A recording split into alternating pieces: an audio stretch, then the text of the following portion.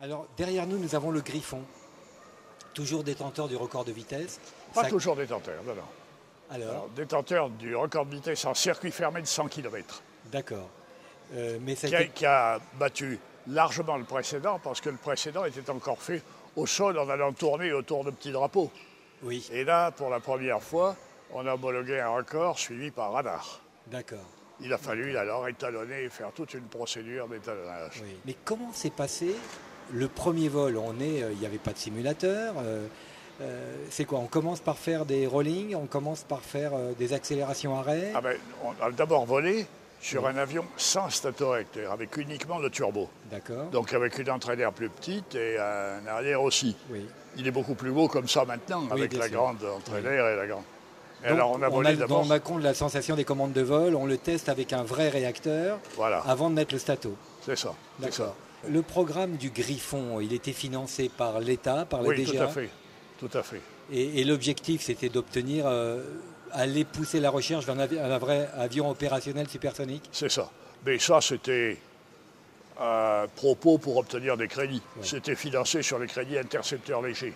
Bien entendu, c'était purement expérimental. D'accord. Mais avec l'idée quand même de faire quelque chose derrière, hein, bien sûr. Oui. Et de valider ce qu'avait imaginé un certain Lorrain au début du XXe siècle sur la possibilité théorique de fonctionner un statorecteur, et puis ce qu'avait démontré en vol René Leduc avec le Leduc 001. Et puis que nous avons ici voilà, de chaque côté. voilà. À cette époque, ça marquait un tournant, malgré tout, dans la recherche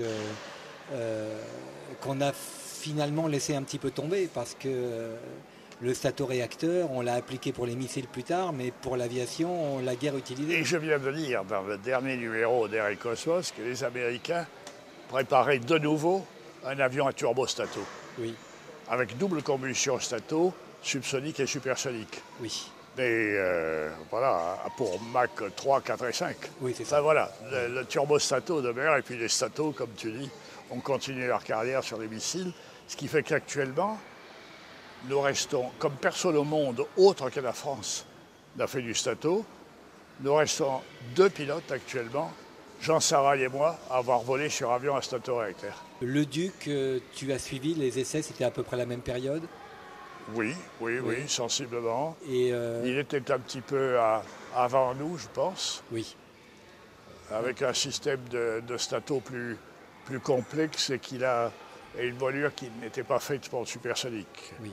Mais enfin, il a montré en vol que ça marchait. Il n'y a pas eu de pépins majeurs avec le stato? Non. Non. Alors, des difficultés de mise au point assez considérables. Oui, Hein, j'imagine. Oui. parce qu'il ne suffit pas d'injecter du pétrole dans la tuyère bien dessinée, il faut que la flamme s'allume et reste allumée. Oui. Donc il faut accrocher la flamme. Oui. Ça a été probablement la plus difficile. Et l'approche, comment ça se passe pour pouvoir atterrir en stato? On a le turbo. Donc on coupe en finale, on coupe le stato même avant. On le coupe aussi bien à Mach 2 parce que Oui. nous ne savions pas faire de ralenti. Ah oui. C'était un point où il y avait encore beaucoup à faire au point de vue essai à vol, ce qui fait qu'on a fait Mach 2,19 précisément, et puis en le coupant à ce moment-là, pour revenir avec pas beaucoup de pétrole. Oui, j'imagine. Il m'est arrivé de ne pas avoir assez de pétrole pour revenir à Refaire Istres. une remise de gaz. Non, pas seulement ça, pour arriver à retourner à Istres et oui. m'être posé à Orange. Comment s'est passé la première fois que tu es monté avec le stato et que tu as décollé avec le stato? Et oui, c'est en même temps un douloureux souvenir. Oui. Parce que la première fois où nous avons allumé la stato en vol, donc on décolle avec le turboréacteur et puis on a fait un premier allumage pour voir si ça marchait, et sans ambition d'aller faire du supersonique. Ça a marché et c'était vraiment une révolution dans le domaine aéronautique. Oui. Et puis on s'est posé et j'ai vu la sale gueule des gens autour de moi alors que je m'attendais à un triomphe.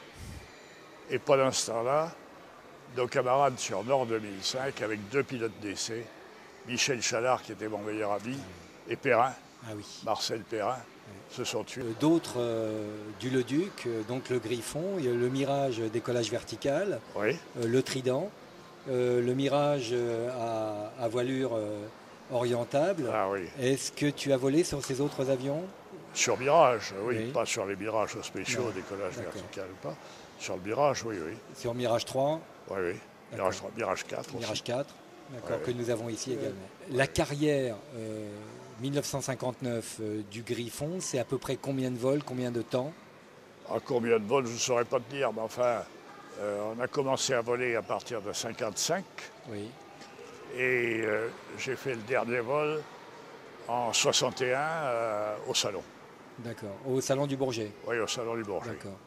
Avec, pour que ce soit un peu spectaculaire, Oui. je dis, voyons, nous avions déjà présenté l'avion en vol au salon précédent. Je dis, qu'est-ce qu'on peut faire? Montrer à nouveau un avion pour faire. Il n'était pas fait pour la voltige. Moi non plus, je ne suis pas très voltigeur.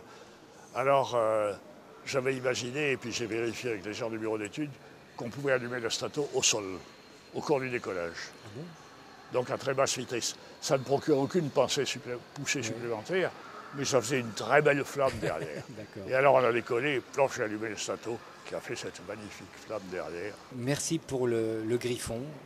C'est un beau témoignage pour nous parce que avoir l'avion sans le pilote, il manquait vraiment quelque chose. Et oui, et oui. Mais Oui. alors c'était la succession du Gerfaut, Oui, voilà. qui a été le premier Delta en France. Oui. Malheureusement, il n'y a pas de Gerfaut qui soit là, parce qu'il y avait le Gerfaut 1 et le Gerfaut 2. Oui. Et le centre d'essai en vol l'a utilisé comme cible à l'aéroport de Cazaux. C'est-à-dire que les chasseurs s'entraînaient et tiraient dessus. Oui. Et ces protos et le premier Delta en France est devenu une passoire. C'est dommage. C'est dommage. Parce que c'est quelque chose qui nous tenait à cœur et Oui, oui. on est vraiment ravis d'avoir un témoignage vivant là-dessus. Oui, oui.